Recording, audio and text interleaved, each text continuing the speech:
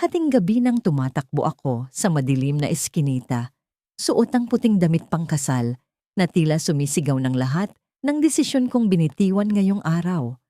Ang mga mata ko'y namamaga, hindi dahil sa pagod, kundi dahil sa mga luhang hindi ko napigilan. Ang mga hakbang ko'y mabilis, pero ang bigat sa dibdib ko'y tila kumakapit sa bawat paghinga. Sa likod ng isip ko, naririnig ko pa rin ang tawanan, ang musika, ang mga bulaklak na nakatali sa bawat sulok ng simbahan.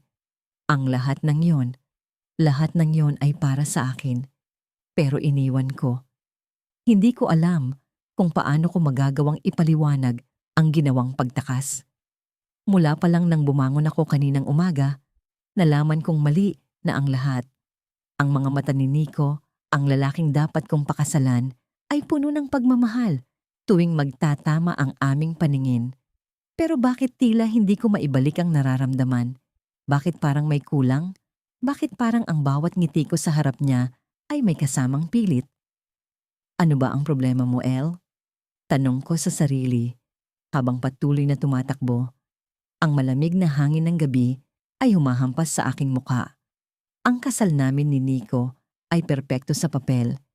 Isang kwento ng dalawang taong magkaibigan mula pagkabata, naging magkasintahan, at ngayon ay nakatakdang magsama habang buhay. Pero ano ba ang halaga ng perpekto kung hindi ko nararamdaman ang tamang emosyon? Mahal ko siya, pero hindi ko siya mahal ng sapat para ipagkatiwala ang buong buhay ko. Ang tunog ng mga takong ng sapatos ko sa sementadong daan ay parang orasan na bumibilang sa bawat segundong lumilipas. Sa bawat hakbang, nararamdaman ko ang kirot sa loob. Hindi ko alam kung ang sakit ay mula sa takot na iniwan ko ang lahat o sa panghihinayang na alam kong darating. Sa isang sandali, tumigil ako sa gitna ng daan. Huminga ako ng malalim, pilit nilulunok ang matinding emosyon na bumabalot sa akin. Sa harap ko, natanaw ko ang isang lumang bench sa gilid ng kalsada, sa ilalim ng ilaw ng poste. Umupo ako roon, hinayaan ng malamig na hangin na yakapin ang aking pagod na katawan. Ang belo ko'y natangay ng hangin at hindi ko na inalala kung saan ito napunta. El, ano ba ang ginawa mo? Bulong ko sa sarili. Sa bawat tanong, bumabalik ang alaala ng mga sandaling kasama ko si Nico. Ang kanyang nakangiting mukha noong unang beses niyang inalok ang kasal. Ang pagbuhos ng ulan sa araw na yon na tila sumabay sa aming kasiyahan. Ang mga gabi na magkasama naming pinaplano ang hinaharap. Pero sa likod ng lahat ng iyon, may isang bahagi ng puso ko na hindi tumitigil sa pagtanong, ito ba talaga ang gusto ko? Ang sagot? Hindi ko alam, pero ang desisyon ko'y nagawa ko na. Tumakas ako. Iniwan ko siya sa altar, iniwan ko ang pangarap naming dalawa, iniwan ko ang buhay na maaaring naging masaya, pero hindi buo. Hindi ko magawang magsinungaling sa kanya, lalo na sa sarili ko. Bumunot ako ng cellphone mula sa bulsa ng damit ko. Laman ng screen ang napakaraming hindi nasagot, na tawag mula kay Nico, mula sa pamilya ko, mula sa mga kaibigan. Ang bawat missed call ay parang isang tago sa puso ko. Pero ang huling mensahe ni Nico ang nagpatigil sa akin. El, nasaan ka? Mahal na mahal kita. Balikan mo ako. Kahit ano pang dahilan, hindi kita susukuan. Ang mga mata ko'y muling napuno ng luha. Alam kong mahal niya ako. Alam kong handa siyang maghintay. Pero hindi ko rin alam kung kaya kong balikan siya. Sa loob ng puso ko, may isang tinig na nagsasabing tama ang ginawa ko. Ngunit may isa ring tinig na nag-aakusa. El, duwag ka. Hindi ko namalayang may isang anino na dahan-dahang lumalapit sa akin. Naalarma ako, agad tumayo mula sa bench, hawak ang palda ng damit ko. Ang puso ko'y bumilis ang tibok, tila bumabalik ang takot na iniwan ko kanina sa altar.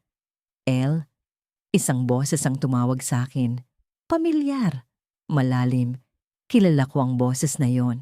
Paglingon ko, bumungad sa akin si Nico.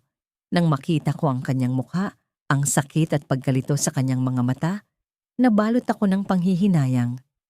Hindi ko alam kung paano siya nakahanap ng lakas para sundan ako, pero narito siya, sa harap ko, sa gitna ng madilim na kalsada. Bakit? Tanong niya. Ang boses basag, puno ng emosyon na halos hindi niya maipakita. Bakit mo ako iniwan, El? Tumitig ako sa kanya, pilit hinahanap ang tamang sagot, pero wala akong maibigay. Ang bibig ko'y nanatiling tikom, ang mga luha ko'y muling dumaloy. Sa mga sandaling iyon, naramdaman kong hindi sapat ang anumang paliwanag para sa sakit na naidulot ko sa kanya. Biglang narinig namin ang tunog ng isang sasakyan sa likod. Isang malaking itim na SUV ang huminto sa tabi namin at bumukas ang pinto. Isang lalaki ang bumaba. Hindi ko siya kilala, pero ang presensya niya'y kakaiba, nakakatakot. Tumitig siya sa akin at ang mga mata niya'y puno ng intensyon. El, sabi niya, ang boses matigas.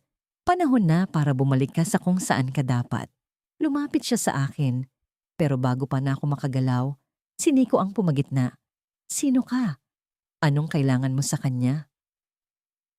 Ang lalaki ngumiti, pero ang ngiting iyon ay malamig. Hindi mo naiintindihan, Nico. Hindi mo kilala kung sino siya. Sa sandaling yon, may kung anong bumalot sa akin, isang takot na hindi ko maipaliwanag. Sino ang lalaking ito? Bakit niya ako kilala? At bakit parang may alam siya tungkol sa akin na kahit ako'y hindi lubos na nauunawaan? Sa pagtakbo ko palabas ng simbahan, pakiramdam ko'y bumagal ang oras. Ang puting trahe ko, na ilang buwan kong pinagpilian, ngayon ay nagmumukhang isang piraso ng damit. Napilit akong hinihila pabalik sa altar.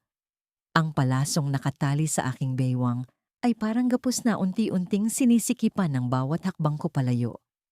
Ang mga mata ng mga bisita, may galit, may pagkagulat, may awa. Lahat iyon ay parang mga sibat na tumatama sa aking likuran, ngunit hindi ko iyon inalintana. Ang tanging naririnig ko ay ang tunog ng sariling sapatos ko sa marmol na sahig at ang tibok ng puso kong parang sasabog. Pagkalabas ko ng simbahan, sinalubong ako ng malamig na hangin. Ang araw, na dapat ay nagbibigay liwanag, ay tila naging masakit sa mata. Tumigil ako saglit, huminga ng malalim, at tumingin sa paligid. Sa kabila ng pagtakbo ko, pakiramdam ko'y wala akong totoong pupuntahan. Para akong ibon na nakalaya sa hawla, ngunit hindi alam kung saan lilipad. Hindi ko alam kung paano ako nakarating sa parke. Nakaupo ako sa isang bangko, yakap-yakap ang sarili, habang pinapanood ang mga dahon ng puno na sumasayaw sa ihip ng hangin. Ang mga pangyayari ay bumalik sa akin ng mabilis, parang isang pelikula na kahit ayaw mong panoorin ay hindi mo mapigilan. Si Adrian, ang lalaking dapat kong pakasalan. Mabait siya, maamo, at sigurado akong mahal na mahal niya ako. Pero bakit ganon? Bakit sa kabila ng lahat ng yon parang may kulang? Parang may bahagi ng sarili kong humihiyaw na hindi ito ang tamang desisyon. Hinding-hindi ko makakalimutan ang itsura niya sa altar. Ang mga mata niyang puno ng pag-asa at ang mga ngiti niyang tila handang harapin ang kahit anong bagyo basta't magkasama kami. Pero hindi ko kayang suklian yon. Hindi ko kayang ipilit ang sarili ko sa isang bagay na hindi ko lubusang sigurado. Miss, okay ka lang ba? Napatingala ako sa boses na yon. Isang matandang lalaki ang nakatayo sa harapan ko. May tangan na payong kahit hindi naman umuulan. Nakatingin siya sa akin na para bang alam niya ang bigat na dinadala ko. Tumango ako, bahagyang nangumiti, pero ramdam ko ang panginginig ng mga labi ko. Hindi mo kailangang sabihin, Hija, pero minsan, ang mga desisyon natin, kahit gaano kasakit, ay para rin sa ikabubuti natin. Nanatili siyang nakatayo roon ng ilang saglit bago naglakad palayo. Iniwan niya ang mga salitang yon na nag-ugat sa isip ko. Tama ba ang ginawa ko? O isang malaking pagkakamali ang pagtakas ko? Muli kong binuksan ang cellphone ko. Sunod-sunod na ang mga tawag at mensahe. Ang ilan ay galing sa pamilya ko, ang iba'y mula sa mga kaibigan. Pero may isang pangalan na hindi ko nakita. Si Adrian. Hindi ko alam kung dapat ba akong matuwa o masaktan. Hindi kaya niya ako hinahabol. O baka naman iniisip niyang hindi na ako karapat-dapat pang habulin. Muli kong tinawagan ang sarili kong lakas ng loob at tumayo. Hindi ko alam kung saan ako pupunta, pero alam kong kailangan kong lumayo. Lumakad ako ng lumakad, hanggang sa makarating ako sa isang maliit na kainan. Pumasok ako, umupo sa isang sulok, at umorder ng kape. Ang init ng tasa sa mga palad ko ay parang nagbigay ng kahit kaunting ginhawa sa malamig kong pakiramdam. Habang iniinom ko ang kape, napansin kong may isang lalaki sa kabilang mesa na nakatingin sa akin. Hindi siya pamilyar, pero may kung anong kilabot sa paraan ng pagtitig niya. Para bang alam niya kung sino ako, o may alam siya na hindi ko alam. Tumagilid siya ng bahagya at sinimulang magsalita sa telepono. Kahit mahina ang boses niya, rinig ko ang ilang salitang binitiwan niya. Dito siya. Oo, sigurado ako. Naramdaman ko ang pagbilis ng tibok ng puso ko. Bumalik ba si Adrian para hanapin ako? O baka ang pamilya ko? Bigla akong tumayo. Iniwan ang bayad sa mesa at nagmadaling lumabas ng kainan. Hindi ko alam kung ano ang dapat kong gawin. Ang pakiramdam ng pagiging hinahabol ay nagdulot ng kaba. Ngunit sa kabila ng lahat, may bahagi sa akin na umasa na si Adrian nga ang nasa likod nito. Na baka siya mismo ang nagpadala ng kung sino man ang lalaking iyon. Habang naglalakad ako, naramdaman ko ang mga hakbang sa likuran ko. Hindi ko alam kung ako'y nag-iilusyon lamang, pero mas bumilis ang paghinga ko. Nang lingon ako ng bahagya, at doon ko nakita ang lalaking kanina sa kainan, nakasunod sa akin. Hindi siya nagmamadali, pero halatang alam niya ang ginagawa niya. Nang makakita ako ng masikip na eskinita, doon ako sumuot. Tumatakbo ako, iniwasan ng mga nakatambak na basura at mga nakasampay na damit. Ngunit habang papalapit ako sa dulo, doon ko napagtanto na sarado ang daan. Wala nang ibang mapupuntahan. Miss, sabi ng boses mula sa likod. Huwag kang matakot. May mensahe lang ako para sa'yo. Lumingon ako at nakita ko siya. Sa kanyang kamay, may hawak siyang maliit na sobre. Galing kay Adrian. Sabi niya nang walang emosyon. Halos mabitawan ko ang sobre sa panginginig ng mga daliri ko. Tumingin ako sa kanya at bago ko pa mabuksan ang papel, iniwan na niya ako. Nang buksan ko ang liham, iisang linya lamang ang naroon. Pero sapat iyon para yumanig sa buong pagkatao ko.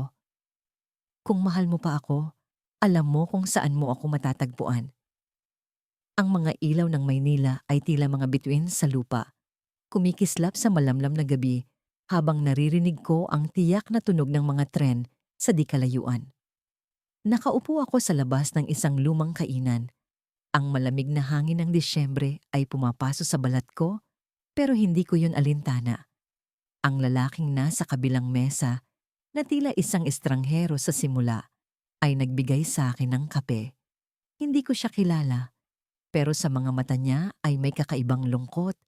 Isang lungkot na parang salamin ng nararamdaman ko. Miss, mukhang malalim ang iniisip mo, sabi niya.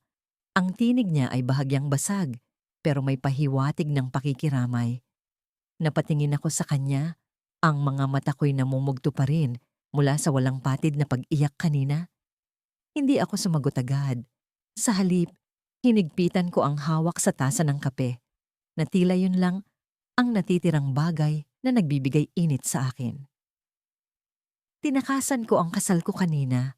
Sagot ko, halos bulong, na parang kinukumpisal ang pinakamalaking kasalanan sa isang estranghero.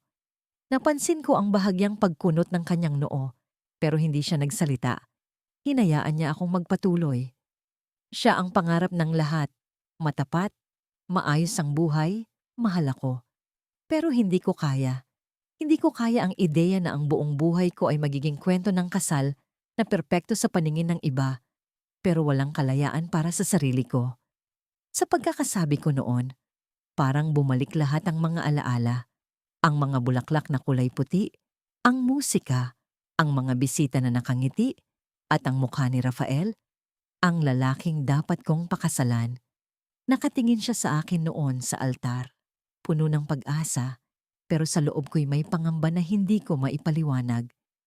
Ang bawat hakbang papalapit sa kanya ay parang paglalakad sa gilid ng bangin at sa huli, pinili kong tumakbo. Anong pakiramdam? Tanong niya. Ang tinig niya'y maingat, parang hindi niya gustong guluhin ang agos ng kwento ko. Paano ba sasabihin ito? Sumandal ako sa upuan, ang mga mata ko'y tumingin sa kawalan. Sa simula, parang kalayaan, parang ang mundo ay biglang naging mas malawak. Pero pagkatapos, parang may kung anong hinila sa akin pabalik. Ang bigat, ang lungkot. Ang tanong na, bakit ko siya iniwan? Hindi ko alam kung bakit ko sinabi ang lahat ng ito sa isang estranghero.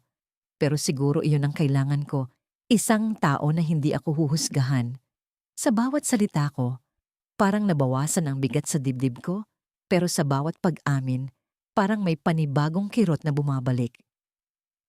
Alam mo, hindi masama ang hanapin ang sarili mo, sagot niya. Ang mga mata niya'y nakatingin sa tasa ng kape sa harapan niya.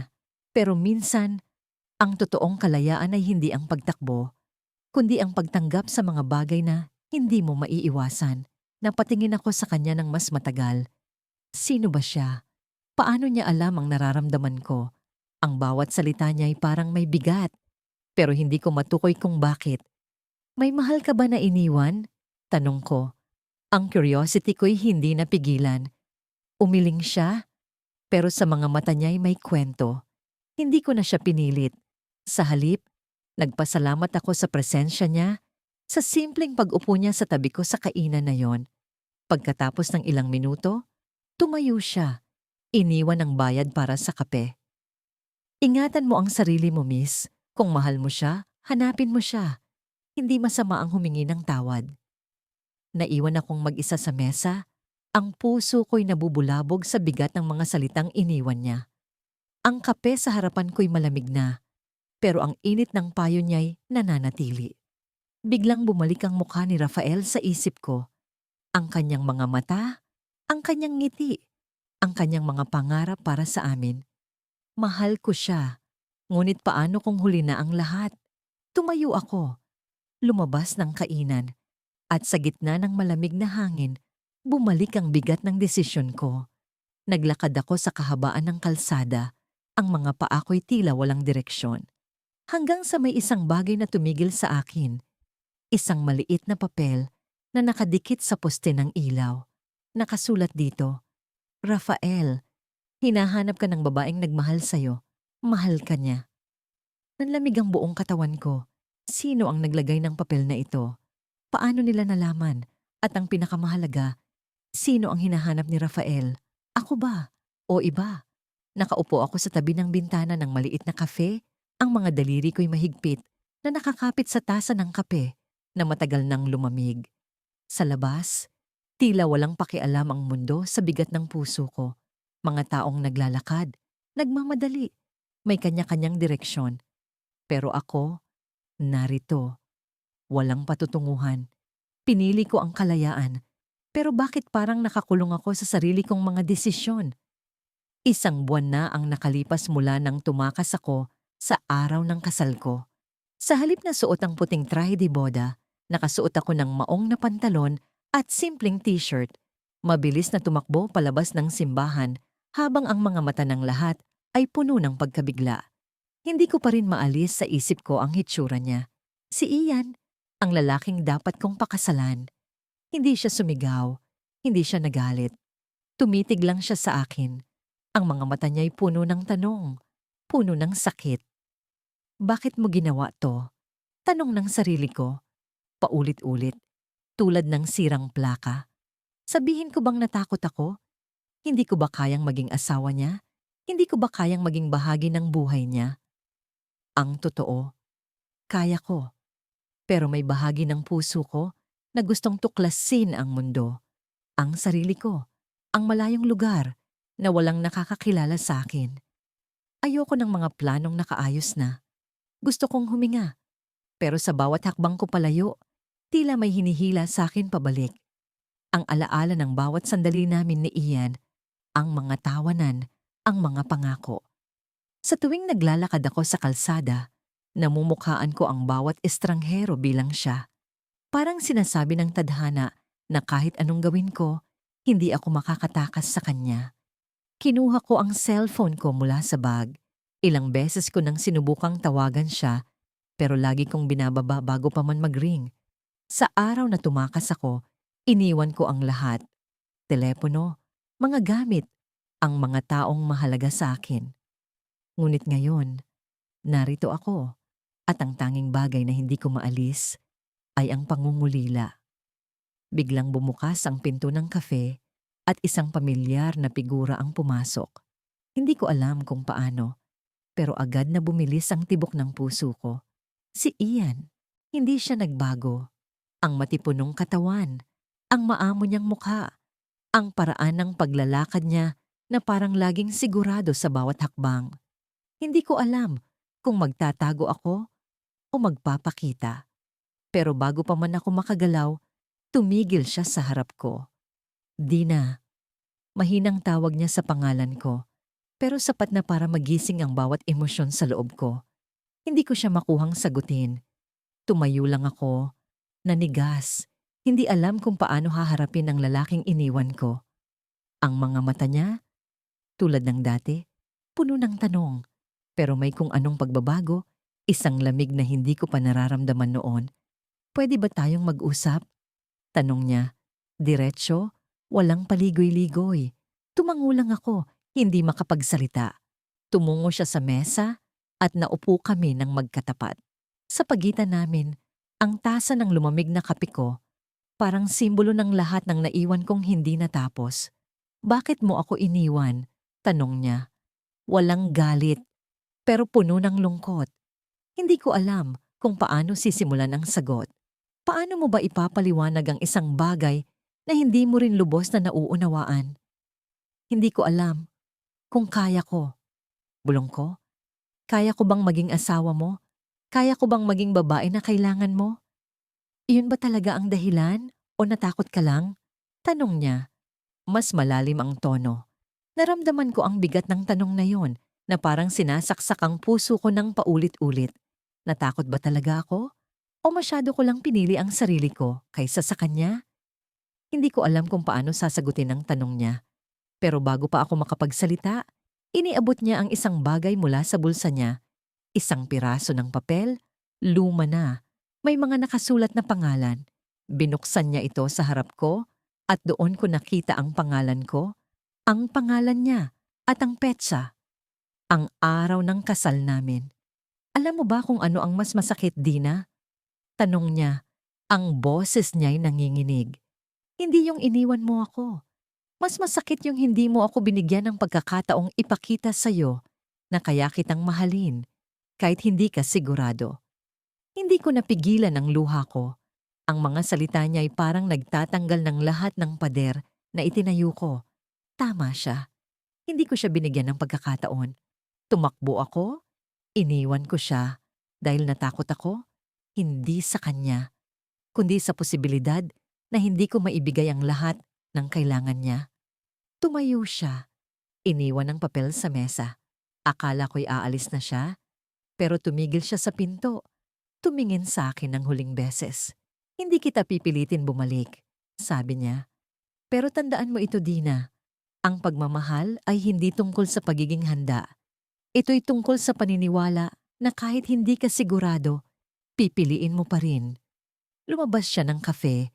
Iniwan ako kasama ang papel na nakapatong sa mesa. Tinitigan ko ito, ang mga pangalan namin, ang petsa. Sa bawat letra, nararamdaman ko ang bigat ng desisyong ginawa ko. At sa huling sandali, napansin ko ang isang bagay na hindi ko nakita kanina. May nakasulat sa likod ng papel, isang simpleng linya na nagbigay ng bagong tanong sa isip ko. Hindi pa tapos ang kwento natin. Hindi ko alam kung paano ako napadpad sa lugar na ito. Sa gitna ng malamlam na ilaw ng mga poste, habang nilalamon ng dilim ang bawat sulok ng kalsada, naramdaman ko ang bigat ng aking mga hakbang, Ang hangin ay malamig, ngunit ang pawis sa aking noo ay tila hindi nauubos. Ang mga yapak ko sa sementadong daan ay parang tugtog ng tambol sa aking pandinig. Mabigat, mabagal, at punong-puno ng pag-aalinlangan. Dinala ako ng mga paa ko sa harap ng isang maliit na tindahan ng kape. Hindi ito ang karaniwang lugar na madalas kong puntahan, pero sa gabing ito, tila ito ang tanging lugar kung saan maaari kong damhin ang katahimikan. Umupo ako sa pinakadulong mesa, sa tabi ng bintana. Sa labas, ang ulan ay nagsisimulang bumagsak. Pira-pirasong patak na unti-unting bumubuo ng isang ritmo na parang awit ng kalungkutan. Inilabas ko ang aking telepono mula sa bag. Sa screen, naroon ang isang hindi nabasang mensahe mula kay Daniel, ang lalaking iniwan ko sa altar. Hindi ko alam kung bakit, pero ilang araw na itong nakatingga sa inbox. Hindi ko magawang buksan, hindi ko magawang basahin. Para bang sa mismong sandaling iyon, kapag nabasa ko ang laman ng mensaheng iyon, tuluyan na akong magigising sa bangungot na pilit kong tinatakasan. Kamusta ka na, Bea? Tanong ng barista na pumukaw sa akin mula sa aking pag-iisip. Hindi ko alam kung paano niya ako nakilala, pero tumango lang ako bilang sagot. Siguro isa siya sa mga nakakita sa akin noon, sa araw ng kasal, ang araw na tumakbo ako palayo. Suot ang puting damit na ngayoy hindi ko na kayang tingnan. Sa bawat sulok ng bayan, alam kong may mga mata na nakamasid, mga bulungang hindi ko mapigilan. Ang babaeng tumakas, ang babaeng hindi marunong tumupad sa pangako. Iniwas ko ang tingin sa bintana. Pilit kong inaalala kung bakit ko nga ba ginawa iyon. Ang dahilan na dati malinaw sa akin, ngayoy tila nagiging usok na lang. Gusto ko ng kalayaan. Iyon ang sinasabi ko sa sarili ko. Hindi ako handa. Hindi ako sigurado. Pero bakit? Sa bawat gabi na lumilipas, siya pa rin ang laman ng isip ko. Bakit? Sa kabila ng lahat, si Daniel pa rin ang hinahanap ng puso ko. Inabot ko ang tasa ng kape at nilagok ang mainit na likido. Hindi ito sapat upang pawiin ang lamig na bumabalot sa akin. Sa halip, mas lalo lang nitong pinaalala ang init ng yakap niya noong huling gabi bago ang kasal. Ang kanyang mga mata, punong-puno ng pagmamahal at pangunawa. Ang mga salitang binitiwan niya habang hinahaplos ang aking pisngi. Huwag kang matakot, Bea. Mahal kita. Kahit ano pa ang mangyari. Ngunit nasaan na siya ngayon? Hindi ko alam kung anong hitsura niya matapos ang araw na yon. Hindi ko alam kung galit ba siya, malungkot, o tuluyan na akong kinalimutan. Ang kawalang katiyakan ang pinakamahirap tiisin. Gustuhin ko mang balikan ang nakaraan. Alam kong hindi ganoon kadali. Ang mga sugat na iniwan ko, hindi basta-basta maghihilom. Pagkababa ko ng tasa, naramdaman ko ang paggalaw sa likod ko. Hindi ko alam kung bakit, pero tila may kakaibang presensyang bumalot sa akin. Bumilis ang tibok ng puso ko at sa bawat segundo, nararamdaman ko ang paglapit ng anino sa aking mesa. Nang tumingala ako, halos hindi ako makahinga. Siya, si Daniel. Ang kanyang mukha ay hindi nagbago. Matikas, maamo, ngunit sa kanyang mga mata, naroon ang kirot na tila matagal nang kinimkim. Hindi siya nagsalita. Tumayo lang siya sa harapan ko, habang ako naman ay nananatiling nakaupo, walang kakayahang gumalaw. Sa loob ng ilang segundo, tila nawala ang mundo. Ang mga tao sa paligid, ang ulan, ang kape sa mesa, lahat ng iyon ay nawala. Tanging kami lang ang natira. Bea, aniya mababa ang tono, ngunit ramdam ko ang bigat ng bawat salitang binitiwan niya. Bakit? Hindi ko alam kung paano sasagutin ang tanong na yon. Hindi ko alam kung paano ipapaliwanag ang ginawa ko. Sa halip, tumulo ang luha ko. Isa-isang bumagsak sa mesa. Hindi ko siya matingnan ng diretsyo. Ang sakit na nararamdaman ko, mas matindi kaysa sa inaasahan ko. Daniel, patawad. Bulong ko. Halos hindi naririnig sa ingay ng ulan sa labas. Hindi siya kumibo. Umupo siya sa harap ko, naglalagay ng distansya sa pagitan namin. Pero kahit ganoon, ang presensya niya ay parang apoy na unti-unting lumalapit sa akin, nagbabanta na sunugin ang lahat ng itinago ko. Hindi ko alam kung ano ang gagawin ko nung araw na yon. Dagdag ko, pilit hinahanap ang mga tamang salita. Natakot ako, hindi dahil sa'yo, kundi dahil sa sarili ko. Hindi ko alam kung kaya ko. Hindi ko alam kung tama ba ako para sa'yo. Sa unang pagkakataon, ngumiti siya, hindi masaya, hindi malungkot. Isang nangiti na puno ng pagkapagod, pag-unawa, ngunit may halong kirot. Bea, mahal kita, pero hindi ko alam kung kaya pa kitang mahalin sa paraang mahal kita noon. Parang tinamaan ng kidlat ang dibdib ko. Ang mga salitang yun ay parang punyal na bumaon sa puso ko. Hindi ko alam kung paano magre-react. Ang taong mahal ko, ang taong iniwan ko, hindi na sigurado kung kaya pa niya akong mahalin. Wala akong magawa, kundi tingnan siya. Pilit hinahanap ang sagot sa kanyang mga mata. Sa sandaling iyon, bumukas ang pintuan ng tindahan. Isang babae ang pumasok, suot ng bestida, na tila pinili upang ipakita ang kanyang kagandahan. Lumapit siya kay Daniel, at sa harapan ko, hinawakan ang kamay niya. Ngumiti si Daniel, ngunit iba ang ngiti niya sa babae. Mas totoo, mas buo. Bea, gusto ko lang malaman mo, sabi ni Daniel, habang ang kamay niya ay mahigpit na nakahawak sa kamay ng babae. Hindi kita hinanap para saktan ka, hinanap kita para magpaalam. Hindi ko alam kung paano ako nakatayo. Kung pa sa bawat hakbang ng aking mga paa, nararamdaman ko ang bigat ng desisyon ko. Ang mga bulaklak na nakapalibot sa hardin ng aming bahay ay tila nagsisigawan. Tinatanong ako kung bakit ko sila iniwan. Ang hangin, malamig at mahapdi sa balat, ay parang paalala ng kasalanang nagawa ko. Hindi ko na siya muling makikita.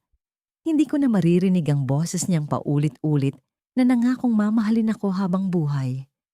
Isang kasinungalingang pinili kong paniwalaan. Sa unang pagkakataon matapos kong tumakas, naglakas loob akong bumalik sa bayan. Ang mga mata ng mga tao sa palengke ay parang mga punyal na tumatama sa akin. Alam ko ang kanilang mga bulong, ang babaeng tumakas mula sa altar, ang babaeng sumira sa pangako. Hindi ko sila masisisi. Sa totoo lang, hindi ko rin kayang patawarin ang sarili ko. Habang naglalakad ako sa makipot na daan patungo sa simbahan, bumalik sa isip ko ang huling sandali namin ni Marco. Nakatingin siya sa akin ng may lungkot sa mga mata. Ang ngiti niya, bagamat pilit, ay tila nagsasabing naiintindihan niya ang desisyon ko. Pero paano niya maiintindihan? Hindi ko man lang siya binigyan ng sapat na paliwanag. Ang tanging sinabi ko ay, kailangan kong umalis, at iyon na ang lahat. Nang marating ko ang harap ng simbahan, natigilan ako. Ang lugar na ito ay magiging saksi sana sa aming pangako, sa aming pag-iisang dibdib. Ngunit sa halip, naging saksi na lamang ito sa kahihiyan niya, sa kawalan niya ng kasamang babaeng pinangakuan niyang mamahalin. Ang mga bulaklak na palamuti noon ay wala na, patay na, nalanta, tulad ng mga pangarap namin. Hindi ko alam kung bakit ako narito. Marahil ay umaasa akong makikita ko siya, kahit saglit lang. Ngunit alam kong imposibleng mangyari iyon. Matagal na akong umalis, at sigurado akong sinubukan na niyang kalimutan ng lahat. Pero paano kung hindi? Paano kung tulad ko, patuloy siyang nagtatago sa mga alaala namin? Naupo ako sa isang lumang bangko, malapit sa pinto ng simbahan. Ang kahoy nito ay may mga gasgas at ukka, tanda ng tagal ng panahon na pinagdaanan nito. Katulad ko, ang bangkong ito ay may bakas ng mga sugat, at habang nakaupo ako, naramdaman ko ang bigat ng mga alaala na tila hinahatak ako pabalik sa nakaraan. Hindi ko namalayan ang paglapit ng isang matandang babae. May hawak siyang basket ng mga prutas at bulaklak, at ang kanyang mga mata ay puno ng kabaitan.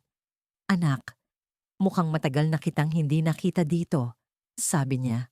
Ang boses niya ay malumanay, ngunit ang mga salitang binitiwan niya ay parang dagok sa akin. Alam niyang ako ang babaeng tumakas. Ngumiti ako ng pilit. Oo po, matagal na akong wala rito. Hindi ko alam kung ano pa ang sasabihin ko. Hindi ko alam kung paano ipaliwanag ang sarili ko sa isang estranghero na tila alam ang lahat ng lihim ko. Ngunit bago pa siya makapagtanong ulit, narinig ko ang tunog ng kampanilya sa simbahan. Napalingon ako at ang pinto ay unti-unting bumukas. Sa likod nito, isang lalaki ang lumabas. Ang puso ko ay tumigil sa pagdama. Si Marco.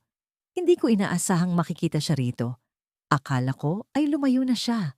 Umalis na sa bayan, naghanap ng bagong buhay. Ngunit narito siya at ang kanyang presensya ay parang kidlat na tumama sa akin. Ang mga mata niya ay tumingin sa direksyon ko, ngunit hindi ko alam kung nakita niya ako. Ang mukha niya ay tahimik, walang emosyon, tila sanay na sa sakit na dulot ng nakaraan. Tumayo ako, hindi ko alam kung ano ang gagawin. Lalapitan ko ba siya? Magpapakita ba ako sa kanya?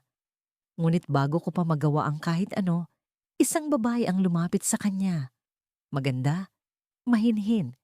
Hawak niya ang kamay ni Marco at ang ngiti niya ay puno ng kasiyahan. Ang mga mata niya ay nagningning na parang mga bituin.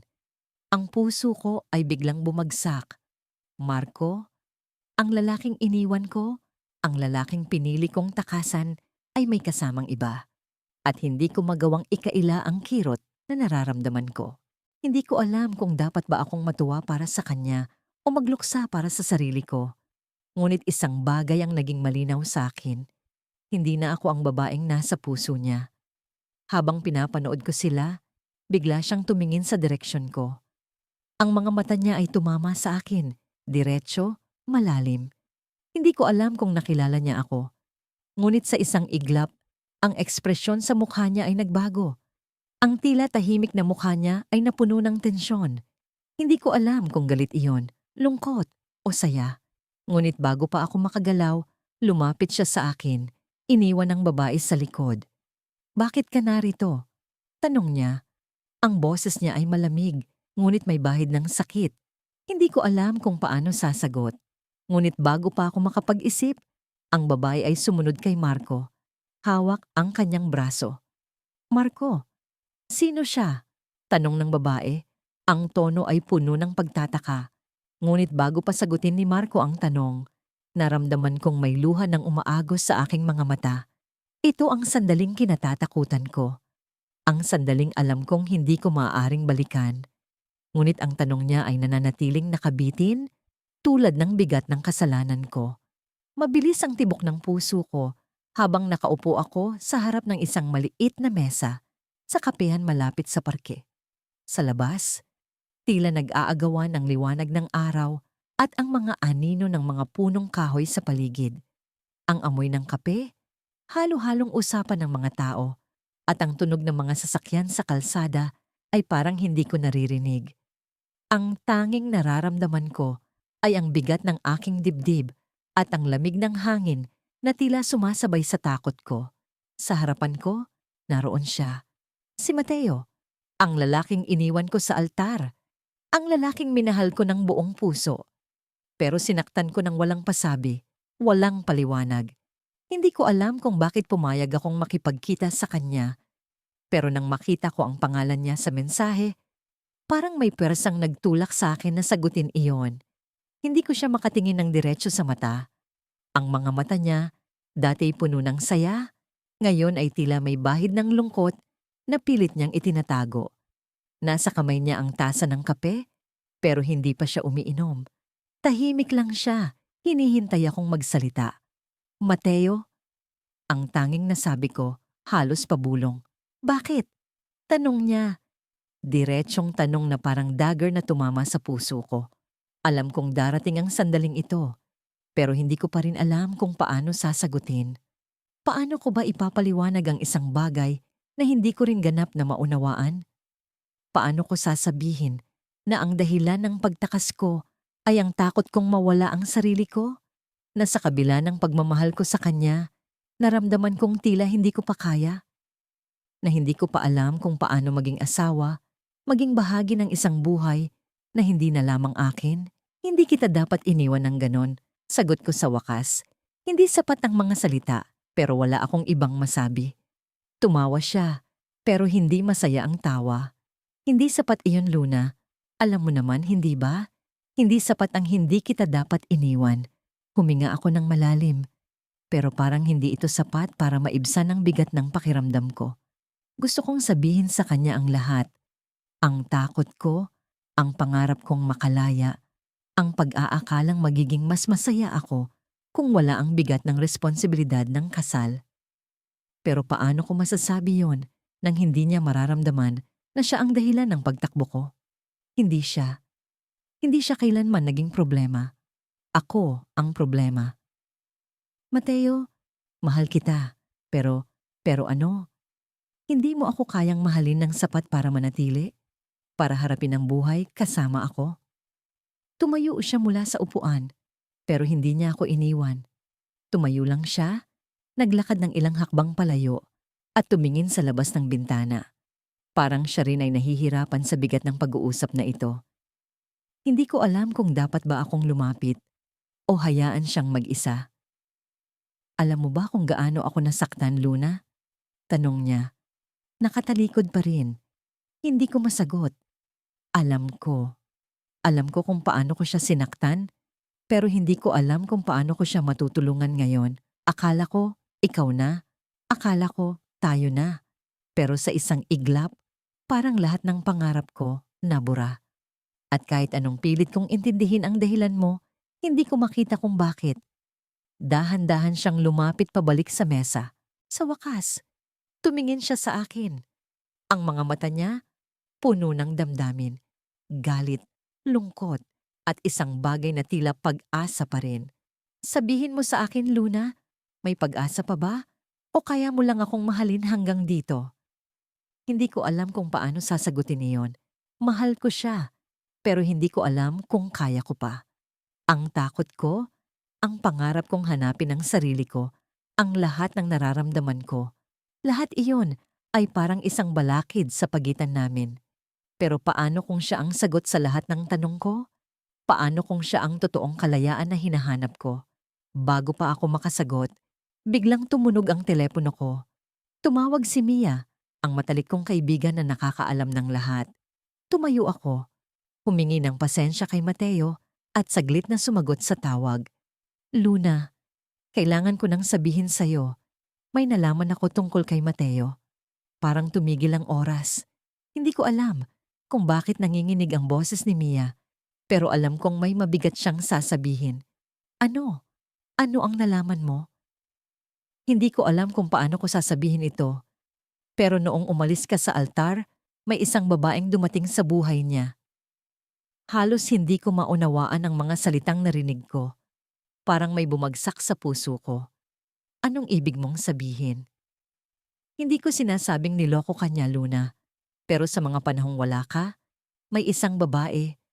At mukhang mahalaga na siya sa buhay ni Mateo ngayon. Dahan-dahan kong ibinaba ang telepono, nanginginig ang mga kamay ko. Sa likod ko, naroon si Mateo, nakatingin sa akin, naghihintay ng sagot. May dapat ba akong malaman? Tanong ko sa kanya. Halos hindi makapagsalita. Tahimik siyang nag-isip. Pero sa huli, tumingin siya sa akin nang may lungkot sa mga mata. Luna, hindi kita hinihintay ng walang ginagawa. Hindi ko alam kung babalik ka pa. At doon ko naramdaman ang katotohanan. Mahal ko siya. Pero baka huli na ang lahat. Hindi ko akalaing magbabalik ako rito. Sa lugar kung saan ako unang tumakbo. Ang malamig na simoy ng hangin sa tabing dagat ay tila may dalang alaala. Bawat hampas ng alon ay tila bulong ng nakaraan. Dito ako unang nagtago matapos kong talikuran ang kasal, habang ang mga bisita ay nag-aantay, ang mga bulaklak ay nalalanta. At siya ay naiwan sa altar. Ang bawat hakbang ko sa buhangin ay mabigat. Tila binabalikan ang bawat desisyon ko noong araw na yon. Bakit nga ba ako tumakbo? Dahil ba sa takot? Dahil ba sa kagustuhang magpakatotoo sa sarili? O dahil ba akala ko'y may ibang landas na mas makakabuti para sa akin?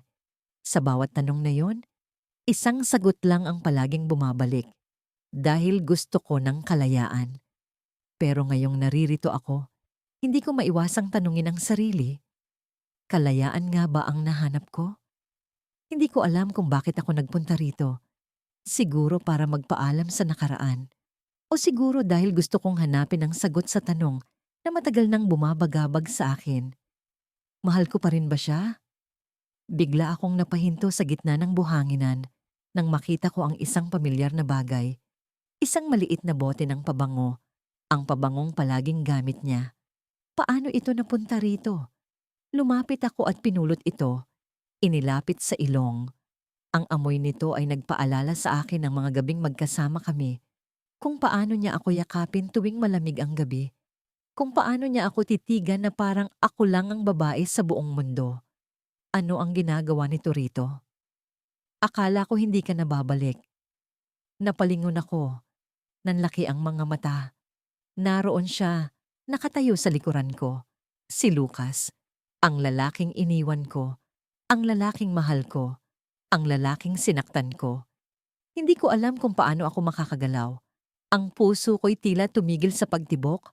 Ang mga mata ko'y hindi makapaniwala sa nakikita. Paano siya naririto? Bakit siya naririto? At higit sa lahat, bakit pa rin siya nakatingin sa akin ng ganoon? Lucas. Ang pangalan niya ay tila bulong mula sa labi ko, puno ng emosyon na hindi ko kayang ipaliwanag. Lumapit siya sa akin. Bawat hakbang niya ay parang dagok sa puso ko. Hindi ko alam kung galit ba siya, masaya, o nasaktan pa rin. Pero ang mukha niya, kahit puno ng lungkot, ay nanatiling mahinahon. Tila isang bagyong tahimik pero malakas. Bakit ka naririto? Tanong niya, diretso, walang pasakalye. Ang tinig niya ay malamig pero may bahid ng pag-aalala. Hindi ko alam ang isasagot. Kung sasabihin ko bang gusto kong humingi ng tawad, gusto ko siyang makita muli, o gusto kong malaman kung may natitira pa sa pagitan namin. Pero hindi ko kayang magsalita. Ang lalamunan ko'y tila natuyo. Ang mga salita'y naiipit sa dibdib. Alam mo ba kung gaano kahirap para sa akin ang araw na yon? Patuloy siya. Tila hindi na naghihintay ng sagot. Ang araw na iniwan mo ako? Ang araw na tumakbo ka? Habang lahat ng tao ay nakatingin sa akin, nagtataka kung bakit hindi ka sumipot. Ang bawat salita niya ay parang punyal na tumatama sa akin. Hindi ko siya masisi. Alam kong ako ang mali. Ako ang nagkulang. Ako ang nagdulot ng sakit. Pero paano ko ipapaliwanag ang sarili ko? Paano ko sasabihin na ginawa ko yun? Hindi dahil hindi ko siya mahal, kundi dahil takot akong mawala ang sarili ko. Lucas, hindi ko alam kung paano kita hihingan ng tawad. Bulong ko, halos hindi marinig. Pero mahal pa rin kita. Napahinto siya, tila nabigla sa sinabi ko. Ang mga mata niya ay nagbago. Mula sa galit, napalitan ng gulo at pag-iisip. Hindi siya nagsalita. Pero alam kong narinig niya ako. Mahal mo ako, pero iniwan mo ako? Tanong niya, punong-puno ng hinanakit. Paano mo nasabi yon? Hindi ko alam ang isasagot. Oo, mahal ko siya, pero iniwan ko siya. Sa totoo lang, ni hindi ko alam kung paano ko naitakbo ang sarili ko noon. Ang tanging alam ko lang ay natatakot ako. Natatakot na baka ang buhay na pinili namin ay hindi ang buhay na para sa akin. Lumapit pa siya, at ngayon ay halos magkalapit na ang aming mga mukha. Ang mga mata niya ay puno ng tanong, puno ng sakit. Pero naroon din ang isang bagay na hindi ko maipaliwanag. Pag-asa, pagdududa, o pagmamahal na hindi pa rin nawawala. May tanong ako, sabi niya, mababa ang tinig. Kung babalik ang pagkakataon, pipiliin mo ba akong muli? Hindi ko alam kung paano siya sasagutin. Pero bago pa man ako makapagsalita, narinig namin ang tunog ng isang sasakyan sa likuran. Napalingon kami pareho. Isang lalaking nakaitim na suit ang bumaba mula sa kotse. Ang mukha niya ay pamilyar, pero hindi ko matukoy kung saan ko siya nakita. Babae ka ba ni Lucas? Tanong ng lalaki, malamig at puno ng tensyon. Napatingin si Lucas sa akin, tila nag-aalala. Ang mga mata niya ay nagsasabing, huwag kang magsalita. Pero hindi ko alam kung bakit. Sino ang lalaking ito? Bakit siya naririto? At anong koneksyon niya kay Lucas? Ang sagot ay tila nasa hangin, pero ang takot ay nagsimula nang manirahan sa dibdib ko. Pagkatapos ng ilang buwan kong pagtakas, hindi ko akalaing babalik ako sa lugar na ito, sa bayan kung saan ko unang nakilala si Adrian. Ang hangin dito sa probinsya ay may kakaibang amoy, pinaghalong sariwang damo at alingas-ngas ng umaga. Nasa harap ako ng lumang simbahan, ang parehong simbahan kung saan dapat sana ako ikakasal. Ang mga pader nito ay may bakas ng lumipas na panahon, ngunit nanatiling matatag, kasing tibay ng mga pangakong binitiwan ko noon kay Adrian. Mga pangakong binaliwala ko sa huli. Tumigil ako sa harapan ng pintuan. Ang kahoy nitong pintuan ay tila nakikiramay sa mabigat kong damdamin. Napatingin ako sa aking mga daliri kung saan dati naroon ang singsing na ibinigay niya. Muli kong naisip ang araw na iniwan ko siya, ang araw na pinili kong takasan ang kasal. Hindi ko makalimutan ang ekspresyon ng kanyang mukha nang makita niya akong umaalis, ang sakit at pagtataka na nakaukit sa kanyang mga mata. Walang galit, walang sigaw, tanging katahimikan lamang. Katahimikan na mas malakas pa sa kahit anong panunumbat. Ngayon, heto ako, bumalik sa lugar kung saan nagsimula ang lahat. Hindi ko alam kung bakit. Siguro, dahil sa mga panghihinayang na hindi maalis sa isip ko. Siguro, dahil sa pag-asang matutuklasan kung may natitira pa sa aming dalawa. Ngunit sa totoo lang, takot ang nararamdaman ko. Takot na baka wala na. Takot na baka tuluyan na siyang nakalimot. Dahan-dahan akong pumasok sa simbahan. Walang tao sa loob, tanging mga upuan at ang altarang naroon, nakatingin sa akin na para bang tinutulig sa ang kasalanan ko. Umupo ako sa isang sulok. Sa bawat yapak ng aking paa, bumabalik sa akin ang alaala. Ang mga tawanan namin ni Adrian, ang mga plano para sa kasal, ang mga pangarap na itinayo namin na parang kastilyong buhangin. Luisa? Bigla akong napatigil nang marinig ko ang pamilyar na boses. Tumayo ang balahibo ko. Hindi ko kailangang lumingon para malaman kung sino ang tumawag sa akin. Si Adrian. Humarap ako sa kanya at sa isang iglap, nagbalik lahat ng damdamin. Ang sakit, ang saya, ang pangungulila. Lahat ng yon ay bumaha sa puso ko. Nakatayo siya sa likuran ng simbahan. May hawak na buke ng mga bulaklak. Hindi ko alam kung para saan ang mga bulaklak na yon. Para ba sa akin o para sa iba? Anong ginagawa mo rito? Tanong niya. Diretso ang tingin sa akin. Hindi ako makasagot. Sinubukan kong maghanap ng mga salitang magpapaliwanag sa lahat ng ginawa ko.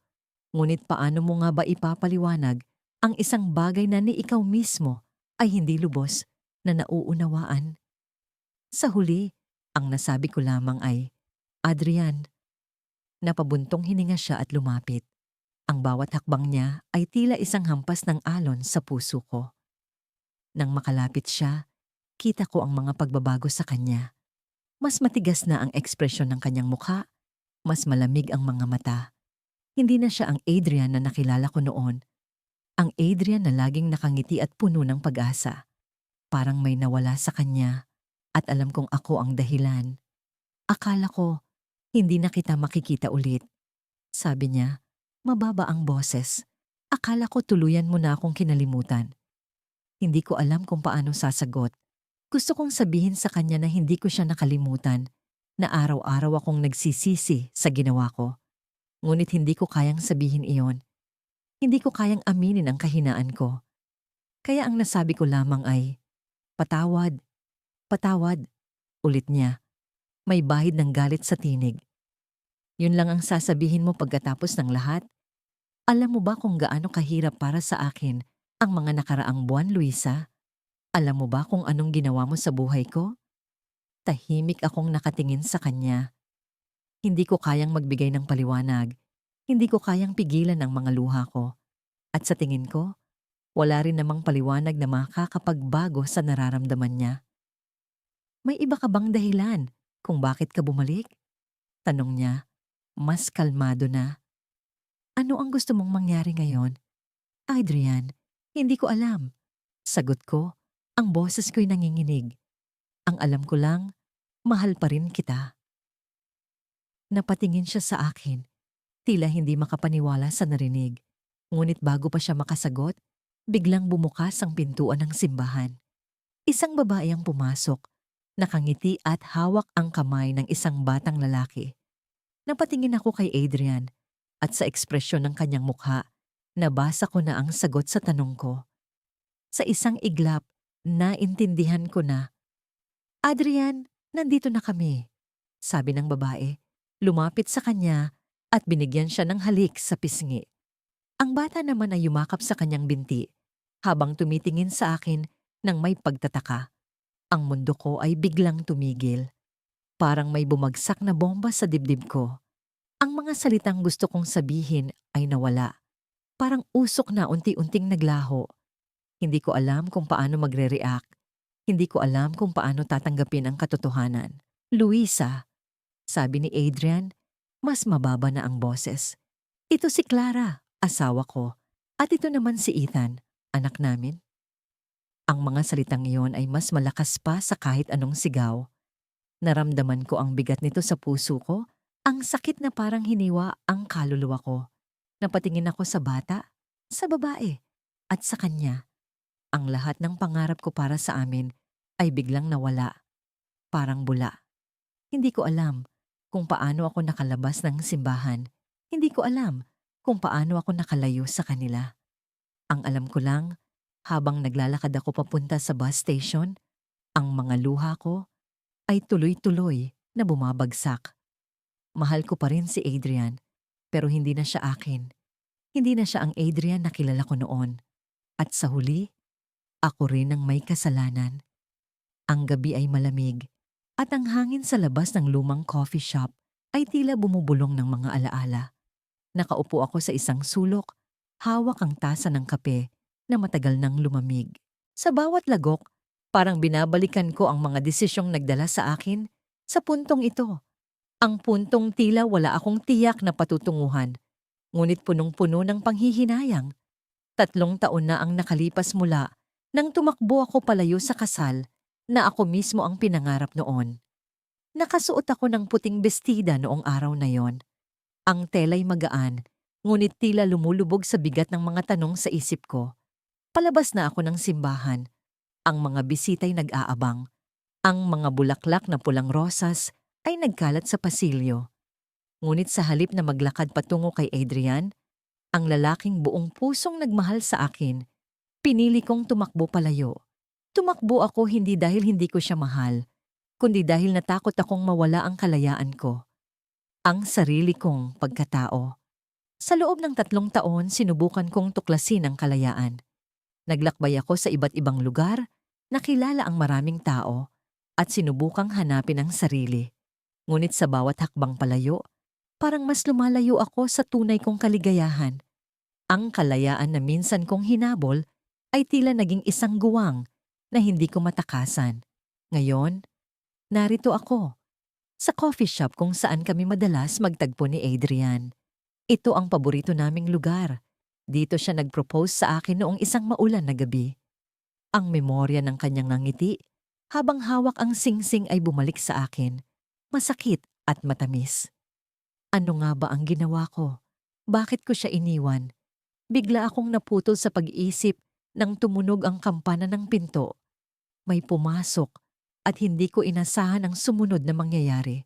Siya, si Adrian.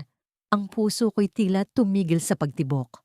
Nakatayo siya sa pinto, mas matipuno kaysa dati. Ngunit ang mga mata niya ay may kaunting lungkot na hindi ko nakita noon. Hindi ko alam kung ano ang gagawin. Tatayo ba ako, lalapit, o magpapanggap na hindi ko siya nakita? Ngunit bago pa ako makagalaw, tumingin siya diretso sa akin. Tila na aninag niya ako mula sa lahat ng tao sa coffee shop. At sa isang iglap, naglakad siya papunta sa mesa ko. Matagal na, Celestine. Ang sabi niya, ang tono ng boses niya ay kalmado, ngunit may kirot. Hindi ako nakapagsalita. Ang mga salitang nasa isip ko ay naghalo-halo. Hindi ko alam kung paano ako magsisimula. Ang huli naming pag-uusap ay puno ng sakit. Ang sakit na ako ang nagdala sa kanya. Oo, matagal na. Ang sagot ko sa wakas, halos pabulong. Umupo siya sa harap ko. Ang kanyang presensya ay tila bumalot sa buong lugar. Hindi ko inakala na makikita kita dito. Ni ako rin. Ang sagot ko, pilit na ngumiti, ngunit halatang hindi totoo. Ang mga mata niya ay nanatiling nakatuon sa akin. At sa bawat tingin ay parang hinuhukay niya ang lahat ng emosyong itinatago ko. Sa totoo lang, hindi ko alam kung bakit ako nandito. Ang sabi niya sabay tingin sa paligid, pero parang may nagdala sa akin dito ngayong gabi. Ang mga salitang yon ay nagdulot ng kakaibang damdamin sa akin. Gusto kong itanong kung galit pa rin ba siya sa akin, kung galit pa rin ba siya sa desisyon kong iwanan siya. Ngunit sa halip, tahimik lang akong nakinig. Alam mo ba, Celestine, ang patuloy niya, sa loob ng 3 taon, sinubukan kong kalimutan ka. Sinubukan kong magpatuloy, pero kahit anong gawin ko, parang palaging may kulang. Ang mga mata ko'y napuno ng luha, ngunit pinilit kong pigilan. Hindi ko alam kung ano ang isasagot ko. Adrian, patawarin mo ako. Ang tanging nasabi ko, ang boses ko'y halos pumutok sa dami ng emosyong pinipigilan ko. Tumingin siya sa akin, ang mga mata niya ay puno ng tanong. Patawarin? Para saan, Celestine? Para sa ginawa mo o para sa hindi mo ginawa? Ang mga salitang yon ay tumama sa akin ng malakas. Hindi ko alam kung paano ipapaliwanag ang desisyon kong tumakas. Ang takot na nawala ang sarili ko. Ang takot na hindi ko maibigay ang lahat ng hinihingi niya. Lahat ng yon ay parang walang saysay ngayon. Adrian, mahal kita. Ang sabi ko sa wakas. Ang mga luha ko'y tuluyan ng bumagsak. Ngunit natakot ako. Natakot akong hindi kita mapantayan. Natakot akong mawala ang sarili ko sa pagmamahal ko sa'yo. Tumahimik siya. Ang mga mata niya'y nakatingin sa tasa ng kape sa harapan niya kung saan ang usok ay unti-unting naglaho. Mahal mo pa rin ba ako ngayon? Ang tanong niya, diretso, walang paligoy-ligoy. Hindi ko alam kung paano sasagot. Mahal ko pa rin siya, oo. Walang ibang tanong doon. Ngunit ang takot na minsay pumigil sa akin ay naroon pa rin. Naghihintay sa sulok ng puso ko. Bago pa ako makasagot, tumunog ang cellphone niya. Kinuha niya ito mula sa bulsa at tumingin sa screen. Ang ekspresyon niya ay nagbago. Mula sa lungkot, may bahid ng saya at kasiyahan. Pasensya na, Celestine. Ang sabi niya habang tumayo. May naghihintay sa akin. Hindi ko dapat sinayang ang oras mo. Nakatayo siya ngayon, nakatingin sa akin. Ang puso ko'y parang durog na. Hindi ko alam kung ano ang ibig sabihin ng mga salitang yon. Ngunit bago siya tuluyang umalis, nag-iwan siya ng isang bagay na hindi ko inaasahan. Celestine, mahal pa rin kita, pero hindi na kita hinihintay. At sa sandaling iyon, bumukas muli ang pinto at pumasok ang isang babae. Maganda, elegante, at nakangiti. Lumapit siya kay Adrian. Hinalikan siya sa pisngi at magkahawak kamay silang lumabas ng coffee shop. Ang mundo ko'y tila tumigil. Ang kalayaang minsan kong hinabol ay biglang naging isa sa pinakamalaking pagkakamali ng buhay ko.